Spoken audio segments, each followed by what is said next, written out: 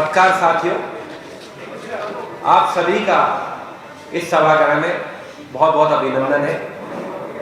आज हम सबके बीच हमारी राष्ट्रीय प्रवक्ता आईटी विभाग की प्रमुख सुप्रिया सिमेट जी हैं, जो आपसे एक बहुत ही ज्वलंत मुद्दे पर रूबरू होंगी। सुप्रिया जी का मध्य प्रदेश जब जब आना होता है और जब जब वो अपनी बात रखती तो शिवराज सरकार की नींव हिल जाती है। सुप्रिया जी, बहुत धन्यवाद आपका। आप सभी पत्रकार बंधुओं को मेरा नमस्कार। ये एक जरूरी मुद्दा है और जरूरी इसलिए है क्योंकि इसके आधार पर और भी बड़े घोटाले हुए हैं। मध्य प्रदेश की 18 साल की शिवराज सिंह चौहान की सरकार में ऐसा कोई क्षेत्र नहीं है जिसमें घोटाला या स्कैम ना किया हो। चाहे वो बच्चों का पोषण हो, चाहे वो स्कूल ड्रेस का घोटाला हो, चाहे वो किसान का मुआवजा घोटाला हो, चाहे वो पटवारी घोटाला हो, भर्ती घोटाला हो। लोग कह रहे हैं बस अब बर्दाश्त नहीं हो रहे हैं। 250 घोटालों से ऊपर की सूची तो हम लोगों ने बना ली है। लेकिन आज जिस घोटाले की हम बात करने जा रहे हैं उससे आपके पैरों तले जमीन खिसक जाएगी, आपके होश उड़ जाएंगे, क्योंकि आज का जो घोटाला है वो इन सब घोटालों का बाप है। आज हम आपको ये बताएंगे कि कैसे मध्य प्रदेश की शिवराज सिंह चौहान की सरकार ने इस प्रदेश की विकास दर, इस प्रदेश की जीडीपी के साथ हेर फेर किया, उसको बढ़ा चढ़ाकर बताया गया। करीब 2 से 2.5 लाख करोड़ का घोटाला हुआ और उसी के चलते ज्यादा कर्ज लिया गया और आपको कर्ज के बोझ के तले दबाया गया। मैं आंकड़े गिनाने से पहले 2 बातें स्पष्ट कर दूं। लगातार शिवराज चौहान की सरकार कहती है दिन दूनी रात चौगुनी बढ़ोतरी हो रही है मध्य प्रदेश में। वो यहाँ की अर्थव्यवस्था में नहीं झलकती है, वो रोजगार के माध्यम में नहीं झलकती है, वो लोगों की आय में नहीं झलकती है। यहाँ पर 37% बच्चे कुपोषित है 5 साल की कम उम्र से। यहाँ पर 35% लोग गरीबी की सीमा रेखा के नीचे हैं। उज्ज्वला का झुंझुना बजाया गया। उज्ज्वला उनको मिलता है जो गरीबी की सीमा रेखा के नीचे के परिवार होते हैं। 82 लाख ऐसे परिवार हैं जिनको उज्ज्वला देना पड़ा। यहाँ का किसान आय जो है उसकी निरंतर घटती जा रही है। तो सवाल यह है कि ये जो बताया जा रहा था बढ़ा चढ़ाकर कि दिन दूनी रात चौगुनी वृद्धि हो रही है, जबरदस्त जीडीपी बढ़ रहा है, ये किसका बढ़ रहा था, कैसे बढ़ रहा था और कहां बढ़ रहा था, उसका कच्चा चिट्ठा आपके सामने विद आंकड़ा, विद प्रूफ हम निकालने जा रहे हैं। तो इस फर्जीवाड़ा के 4 प्रमाण हैं और ये बड़ा घोटाला, इसको समझाना मेरे ख्याल से जरूरी है कि किसी भी प्रदेश में अगर जीडीपी की रेट को गलत बताया जाता है, अगर ग्रोथ की वृद्धि दर को गलत बताया जाता है तो सारे आंकड़े बेमानी हो जाते हैं और गलत बताकर बढ़ा चढ़ाकर ही ज्यादा ऋण लिया जाता है। ज्यादा जीडीपी बताया जाएगा तो ज्यादा ऋण, ज्यादा कर्जा उठाया जाएगा और इसीलिए आप सबके सर पर आज 40,000 रुपए का प्रत्येक व्यक्ति मध्य प्रदेश में ये बोझ उठा रहा है। 4 लाख करोड़ से ऊपर का कर्जा है। तो पहली बात तो ये बतानी जरूरी है, और आप में से कुछ लोग जो इकोनॉमी में इंटरेस्ट रखते हैं या आंकड़े जानना चाहते हैं, हर 6 साल में मध्य प्रदेश का जो जीएसडीपी है, जो सकल घरेलू उत्पाद है, वो जाता है। 2012 के वित्तीय वर्ष में ये कुछ 3 लाख करोड़ से ऊपर था, फिर 2018 के वित्तीय वर्ष में ये कुछ 7 लाख करोड़ से ऊपर था, तो 2024 वित्तीय वर्ष में इसको 15 लाख करोड़ के ऊपर होना था, 14 करोड़ 12 लाख के आसपास होना था। लेकिन शिवराज सिंह चौहान की सरकार ने इसको 15 लाख करोड़ के ऊपर बता दिया, मतलब अनुमानित से भी 50,000 करोड़ ज्यादा। लेकिन नकल में भी अकल की जरूरत होती है और अकल यहां पर थोड़ी क्षुब्ध हो गई। जब वो ये बढ़ा रहे थे तो उन्होंने कहा हमने 15वें वित्तीय आयोग के जो फाइनेंस कमीशन है उसके अनुमान पर बढ़ाया है। 15 लाख करोड़ इन्होंने बढ़ा दिया। लेकिन ये भूल गए कि कोविड के 2 सालों में मध्य प्रदेश की जो प्रगति, जो ग्रोथ थी, वो माइनस नेगेटिव में चली गई।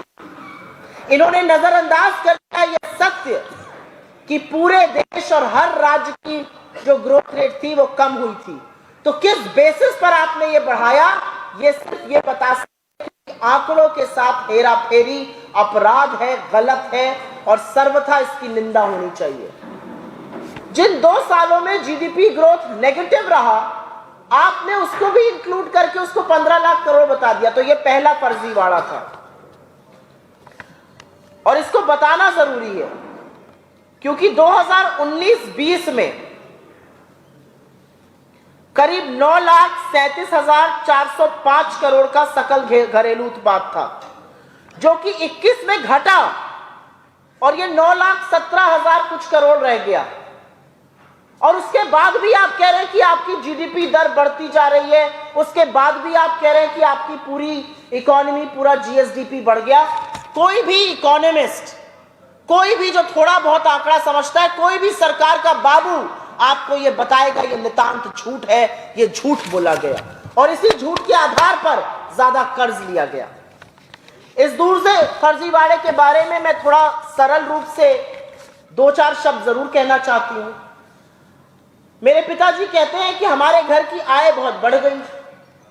तो आय तो तभी बढ़ेगी जब हमारे घर की आमदनी बढ़ेगी। फैक्ट्री का मालिक कहता है हमारी आय बढ़ गई। आय तो तभी बढ़ेगी जब फैक्ट्री का प्रोडक्शन बढ़ेगा, जब उसकी बिक्री बढ़ेगी। वैसे ही सरकार जब कहती है कि हमारा जीएसडीपी, हमारा सकल घरेलू उत्पाद बढ़ रहा है, तो इसका मतलब है सरकार के पास राजस्व की ज्यादा प्राप्ति होनी चाहिए, ज्यादा रेवेन्यू रिसीट आनी चाहिए। भाई अगर आपका सकल घरेलू उत्पाद बढ़ रहा है तो लोगों की आय बढ़ रही है, फैक्ट्रीज बढ़ रही है, टैक्सेस ज्यादा आने चाहिए, तो आपके पास राजस्व की प्राप्ति ज्यादा होनी चाहिए। लेकिन असलियत यह है कि राजस्व की प्राप्ति लगातार न सिर्फ गिरी है, बल्कि राजस्व की प्राप्ति आधे से भी कम है जो उसका ग्रोथ रेट है। राजस्व की प्राप्ति का ग्रोथ रेट 10% है और सकल घरेलू उत्पाद का ग्रोथ रेट, जीएसडीपी का ग्रोथ रेट 20% है। मेरे घर में आय घट रही है, लेकिन मैं कह रहा हूं मेरे घर में सामर्थ्य ज्यादा है। कैसे ज्यादा है भाई? फैक्ट्री में बिक्री कम हो रही है, लेकिन फैक्ट्री का सामर्थ्य ज्यादा है। सरकार का रेवेन्यू कम रूप से बढ़ रहा है, लेकिन सरकार कह रही है जीएसडीपी हमारा उससे डबल बढ़ रहा है। कैसे बढ़ रहा है? इसीलिए नकल में भी अकल की जरूरत होती है और 2 से 2.5 लाख करोड़ का ये जो घोटाला किया गया है, ये सर्वथा गलत है, ये सर्वथा पाप है और उसके बेसिस पर और बड़े बड़े घपले हुए हैं। इसका तीसरा प्रमाण आपको बता देते हैं, और इसका तीसरा प्रमाण जो है वो कर्जे की ग्रोथ रेट को लेकर है। और ये बताना जरूरी है क्योंकि ज्यादा जीएसडीपी दिखाकर ही ज्यादा कर्ज लिया गया। आपने मध्य प्रदेश की अर्थव्यवस्था को ज्यादा सुचारू दिखाया, ज्यादा बढ़िया लीपापोती करी, ज्यादा आंकड़ों के साथ खिलवाड़ किया और तभी आपको ज्यादा कर्ज मिला। कर्जे की ग्रोथ में 15% बढ़ोतरी है और राजस्व की प्राप्तियों में 10% बढ़ोतरी है। आपकी इनकम घट रही है, आपका कर्जा लगातार बढ़ रहा है और राजस्व की प्राप्ति से ज्यादा बढ़ रहा है। अगर ये फर्जीवाड़ा नहीं है और अगर ये आंकड़ों के साथ खिलवाड़ नहीं है, तो आंकड़ों के साथ खिलवाड़ दूसरा क्या है, इस बात का जवाब जरूर मिलना चाहिए। और यहां पर एक बात बतानी जरूरी है जो मैंने अपनी पहली प्रेस कॉन्फ्रेंस जब भोपाल में करी थी तो उसके बारे में बोला था, और ये फर्जीवाड़ा नंबर 4 का प्रमाण है और इसी के साथ अपनी बात का अंत भी करूंगी। आज प्रदेश में 4 लाख करोड़ से ऊपर का कर्जा है। प्रति व्यक्ति के ऊपर 40,000 रुपए का कर्ज है। आज एक नवजात शिशु के ऊपर भी 40,000 रुपए का कर्ज है। लेकिन निवेश की दर क्या है, उस कर्जे का क्या हुआ, यह पूछना जरूरी है। तो ना सिर्फ जीएसडीपी, ना सिर्फ सकल घरेलू उत्पाद का दर और उसके रेट के साथ खिलवाड़ हुआ। 2 से 2.5 लाख करोड़ का वहां पर फर्जीवाड़ा हुआ, बल्कि कर्जा भी ज्यादा लिया गया और राजस्व भी नहीं बढ़ा और आपके लिए निवेश भी नहीं हुआ। तो चौतरफा चहुमुखी विकास तो नहीं हुआ, लेकिन चहुमुखी घोटाला जरूर हुआ। मुझे ऐसा लगता है कि इस तरह का घोटाला करके लोगों को छला गया है और जरूरी है कि इसका हिसाब जाते जाते शिवराज सिंह चौहान की 18 साल की भारतीय जनता पार्टी की तथा कथित डबल इंजन की जंगल राज के ऊपर अपनी सरकार चलाने वाले लोग जरूर देते हुए जाएं। आपके सवालों का स्वागत है। अगर पहले इस पर सवाल होगा तो मैं अनुग्रहित रहूंगा। आपने कहा है कि मध्य प्रदेश गलत है क्या? केंद्र की एजेंसी ने बताया है कि मध्य प्रदेश की जीडीपी बढ़ी है। कौन सी एजेंसी ने बताया? केंद्र की एक नीति आयोग नाम की एजेंसी है। भी बताया था। किसने? सेबी मार्केट रेगुलेटर है, वो केंद्र की एजेंसी नहीं है। आपकी जानकारी के लिए मैं बता देती हूं कि यहां पर मेरे पास नीति आयोग का डेटा है। मैंने कोई भी ऐसा डेटा कोट नहीं किया है जो कांग्रेस के रिसर्च डिपार्टमेंट से आया है। ये सारे डेटे जो मैंने आपको कोट किए हैं, ये सब केंद्र और राज्य सरकार के डेटा हैं, ये नीति आयोग का डेटा है। और इसीलिए हमारा सवाल है कि जब केंद्र और राज्य सरकारों का जीडीपी नेगेटिव में चला गया, ऐसा गोता खाया मध्य प्रदेश के जीडीपी ने कि ग्रोथ नहीं हुई, संकुचन हुआ, तो कैसे आपने डबल करी अपनी सकल घरेलू उत्पाद? इसका जवाब दीजिए। आप ये सुन लीजिए, ये नीति आयोग का डेटा, ये मेरा डेटा नहीं है, कि 35% लोग गरीबी की सीमा रेखा के नीचे हैं मध्य प्रदेश में। यह आंकड़ा बढ़ा है। अगर यह आंकड़ा बढ़ा है, अगर राजस्व की प्राप्ति घटी है, तो कैसे आपका जीएसडीपी बढ़ा है? यह तो सिंपल वन लाइन सवाल है। इसका सिंपल वन लाइन जवाब है कि यह सबसे बड़ा घोटाला है मध्य प्रदेश का। और अगर इस लीपापोती में केंद्र सरकार शामिल है तो उनसे भी सवाल होना चाहिए। और मुझे ऐसा लगता है कि जब मीठा मीठा होता है तो डबल इंजन, जब कड़वा कड़वा होता है तो उस डबल इंजन को भी दोषारोपण करना पड़ेगा।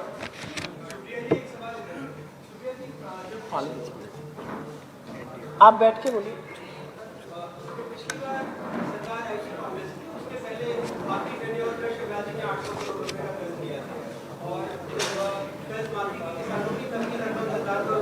आपने ये अच्छा सवाल पूछा है और मैं चाह रही थी कि मुझसे कोई फ्रीबीज शब्द जरूर यूज करे।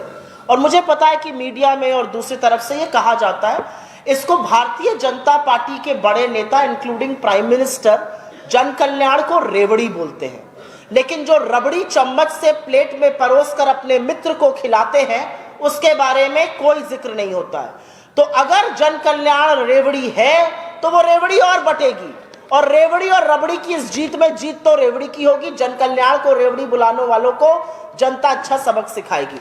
आपने एक बहुत प्रबुद्ध सवाल पूछा और वो सवाल ये है कि जब इतना कर्जा है तो इस तरह की जो जन कल्याणी योजनाएं हैं वो कैसे आएंगी?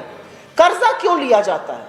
अगर एक व्यक्ति 20,000 रुपए का कर्जा लेता है, छोटा सा व्यवसाय चलाता है, तो अपने व्यवसाय में लगाता है, उससे उसका आशय होता है कि व्यवसाय बढ़ेगा। अगर कोई बड़ी इंडस्ट्री 30-40 हजार करोड़ का कर्जा लेती है तो वो नई मशीनें ऑर्डर करती है, अपना उत्पादन बढ़ाती है, वो लोगों को नौकरी देती है, थोड़ा ज्यादा काम बढ़ता है उसका। सरकार कर्ज क्यों लेती है? सरकार कर्ज या तो जन कल्याण के लिए लेती है या सरकार कर्ज लेती है जो निवेश करा सके, जिससे अर्थव्यवस्था सुगढ़ हो, जिससे रोजगार के साधन निर्मित हो सके। 4 लाख करोड़ का कर्ज की मैं बात कर रही हूं, जिसमें से 1 लाख करोड़ का कर्ज 1 साल में लिया गया है। ढेले का निवेश नहीं आया है। निवेश के नाम पर रिपोर्ट कार्ड में नील बटा सन्नाटा है। हमारी और इनकी अप्रोच में यह अंतर है कि हम इस कर्ज से निवेश लाएंगे, हम इंटरनल एक्रूवल्स करेंगे, हम ये सुनिश्चित करेंगे कि जो सुचक्र होता है अर्थव्यवस्था का, consumption leads to investment, investment leads to jobs, jobs lead to more consumption and growth, वो वापस शुरू हो। अगर आज किसान की कर्जा माफी होती है तो वो किसान ऋण से मुक्त होकर उसके हाथ में ज्यादा पैसा ठहरेगा, जिसको से वो कंजम्पशन करेगा, जिसको वो उपयोग करेगा, और उससे सुचक्र अर्थव्यवस्था चलेगी। कर्जा लिया गया लेकिन निवेश नहीं किया गया, तो ये पैसा गया तो गया कहां, ये सवाल है। शुक्ला जी, मेरा सवाल है कि ये कर्ज लेने के लिए आपके जो लीडर्स हैं, बड़े लीडर्स, उन्होंने आरोप लगाया कि जीडीपी बढ़ा हुआ दिखा करके जो कर्ज ले रहे हैं उसका वो दुरुपयोग कर रहे हैं कि ठेकेदारों को ठेका दे करके और कमीशन दे रहे हैं। क्या ये सच है?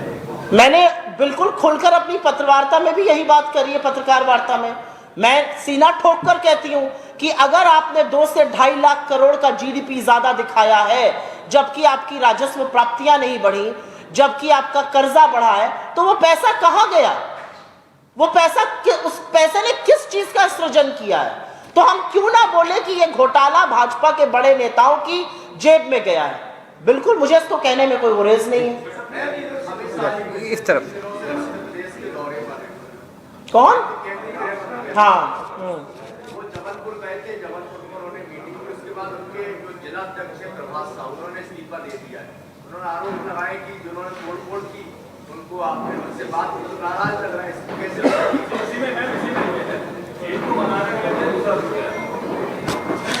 ऐसा है कि जब विनाश काल आता है पास में, तो सबसे पहले अंतर कला जबरदस्त दिखती है।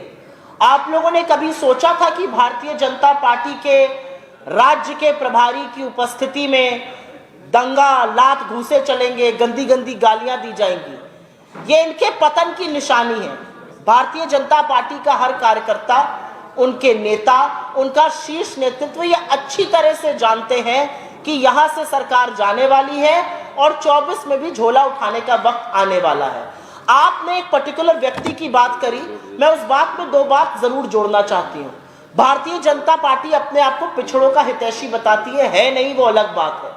जिस व्यक्ति ने इस्तीफा दिया वो उनके जिला के पिछड़े प्रकोष्ठ के अध्यक्ष हैं, जिला अध्यक्ष हैं, पिछड़े वर्ग से आते हैं। तो मुझे आप ये बात बताइए कि ये किसका भला करने गए थे? क्यों इतना लात घूसा चल रहा है? क्योंकि जो शासन है वो खत्म होने का वक्त आ गया है। I'll take one more question from here and then come to you. जी, जातिगत जनगणना को लेकर कांग्रेस का क्या व्यूज है? और जन भागीदारी से ही अगर जातिगत जनगणना में जन भागीदारी तय करना है तो परिवार नियोजन का क्या होगा? तो फिर परिवार नियोजन का क्या होगा? अगर संख्या बल के आधार पर ही भागीदारी तय कर रहा है। नहीं, आपका सवाल फैक्चुअली गलत है और मैं उस सवाल से सहमत नहीं हूं। और इसलिए सहमत नहीं हूं, इसका जवाब दे दूं या पहले आपका सवाल ले लो? इनका जवाब दे देने दीजिए। मैं आपके सवाल से सहमत नहीं हूं क्योंकि आपके सवाल की प्रमाइस ही गलत है। और इसलिए गलत है क्योंकि मेरा यह मानना है, जहां के भी आंकड़े उठाकर देख लीजिए, जिस भी राज्य ने जातिगत जनगणना कराई है, बिहार में भी आंकड़े आए हैं, अगर वहां पर पिछड़ों की, दलितों की और आदिवासियों की जनसंख्या मिलाकर एक साथ 84% है, तो क्या उनको अधिकार नहीं मिलना चाहिए? क्या उनका प्रतिनिधित्व नहीं होना चाहिए? और जैसे कि मेरे नेता कहते हैं, सिंपल बात है, आपके पैर में मोच आ गई, अब वो टूटा है पैर या नर्व उठी है ये तो एक्सरे ही बताएगा। तो वो जातिगत जनगणना जो है वो एक्सरे है जो दूध का दूध और पानी का पानी कर देगा। मुझे लगता है 2023 के भारत में कौन कितने पर खड़ा है और उसका कितना प्रतिनिधित्व है। यह शर्म की बात है कि जिस देश में अमूमन 60% पिछड़ा वर्ग है, सचिवों में सिर्फ और सिर्फ 3 सचिव 90 में से पिछड़े वर्ग से आते हैं। यह शर्म की बात है कि IITs में मात्र 4% पिछड़े वर्ग से आते हैं प्रोफेसर्स। यह शर्म की बात है कि IIM में मात्र 6% प्रोफेसर पिछड़े वर्ग से आते हैं। सेंट्रल यूनिवर्सिटीज में 4% से कम है। क्यों? क्या इनके अंदर प्रबुद्धता कम है? क्या इनके अंदर दिमाग कम है? क्या इनके अंदर इनको मौके नहीं मिले? और मुझे लगता है जातिगत जनगणना उन मौकों का मार्ग प्रशस्त करेगी। मैं पहले एक महिला से सवाल लूंगी, फिर आऊंगी। अभी एक मिनट रुक जाइए। हाँ, आप बोलिए। सुचंदा जी please. I don't think any country, I don't think any state in India has reported a positive growth in double digits after COVID. It's not that the growth rate fell, the growth rate went into negative, which means that the total domestic production actually contracted. If you look at the quarter which ended after the COVID in India, there was minus 23% GDP growth rate, which means GDP did not go up, but GDP sunk further down. And I think that is very important. How on earth can Madhya Pradesh claim that they grew at 19%. If this is not playing with figures, then I wonder what is. Because this is what is playing with figures, this is what is playing with data. How on earth can Madhya Pradesh be the outlier when every other state in the country reported negative GDP? And it was going to be negative. When there were lockdowns, when factories and offices were shut, productivity did go down. There was no production happening. There was very limited buying happening. Who on earth can believe that Madhya Pradesh actually clocked in growth rate of 19%? So I say it with all honesty and with all responsibility and whatever insight I have into economy, that this is an absolutely erroneous claim that the Madhya Pradesh government has made, and they need to be answerable for this fictitious data. Thank you very much. Thanks very much for your questions. We can take